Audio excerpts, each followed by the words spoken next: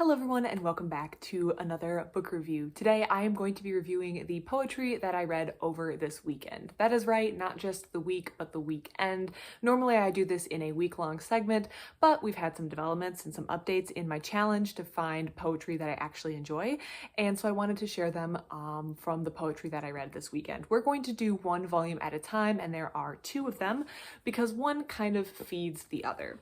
So we're going to start with the first one that I read, which was Primordial by Mai Der Vang.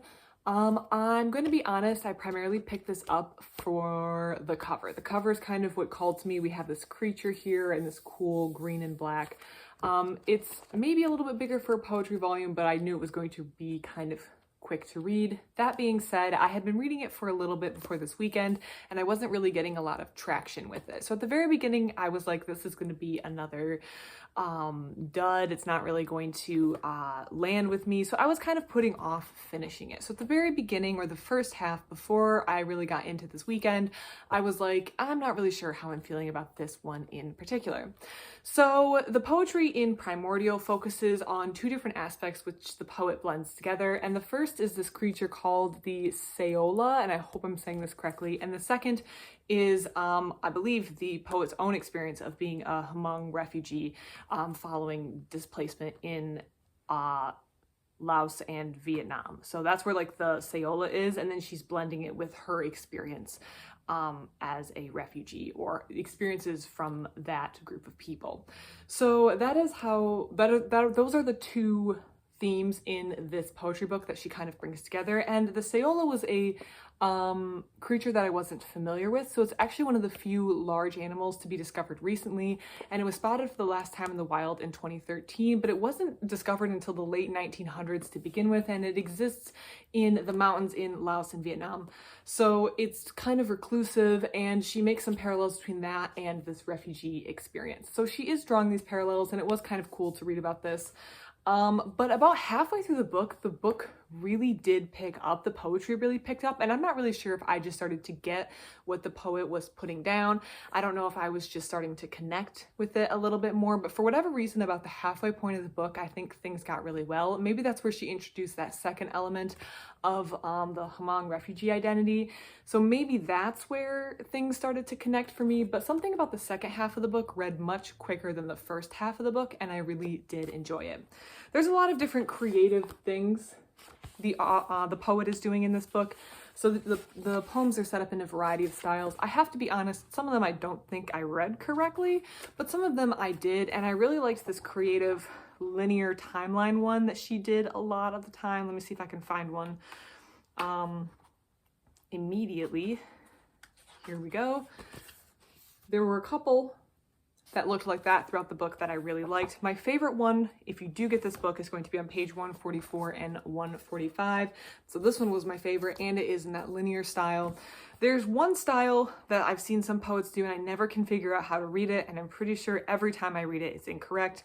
And it's when there's two columns next to each other, and I'm never quite sure how to read it.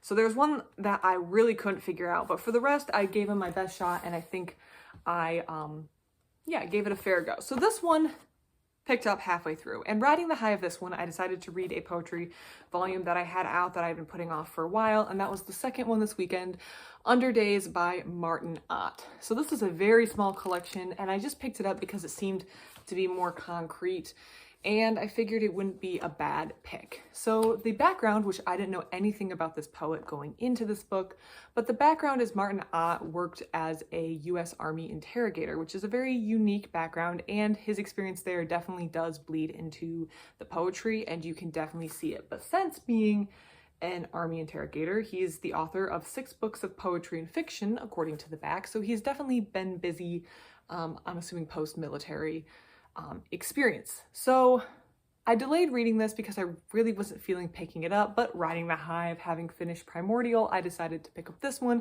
and see how it was going to go. So I was kind of already on a little bit of a high of like, this book really picked up, so maybe I'm feeling some hope about this one. And this one wound up being more enjoyable than I expected. I really wasn't expecting much, but I did like it. I felt like I could visualize a lot of the poems, and I felt like I could connect with a lot of them. And my favorite one, just if you get this collection, you'll have to check it out. I wrote the page down.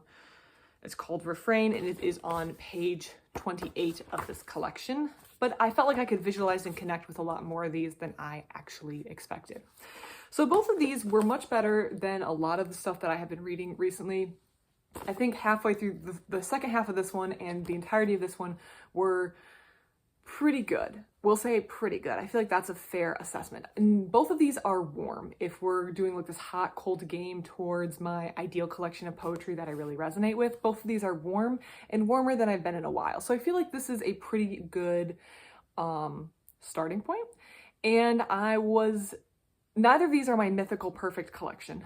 But both of them are better than I anticipated. And I feel like sometimes when you go into a book with maybe lower expectations and then you meet and exceed those expectations, it can be a really pleasant surprise. And of course, the opposite is also true. When you go into a book with expectations of it being really good, it's really crushing when it's not as good as you want it to be. So these are both pleasant surprises, and I'm not really sure. I feel like I need to figure out exactly what I like about them. I like that I could visualize what was happening in both of these poems. They weren't so abstract that you really didn't know what was going on.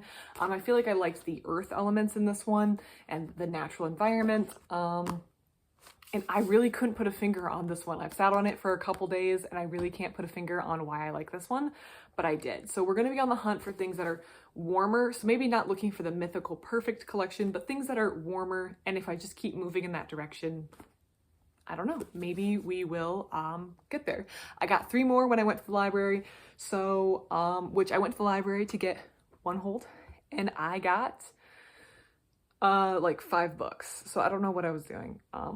But I did get some more poetry to read and to continue my hunt for the mythical perfect collection of poetry, but we're getting warmer and I did enjoy both of these. So if you've read either of these or if you have any thoughts or comments on these, please leave it in the comment section down below. I love to receive your comments. Thank you so much for watching and I hope you have a great rest of your day.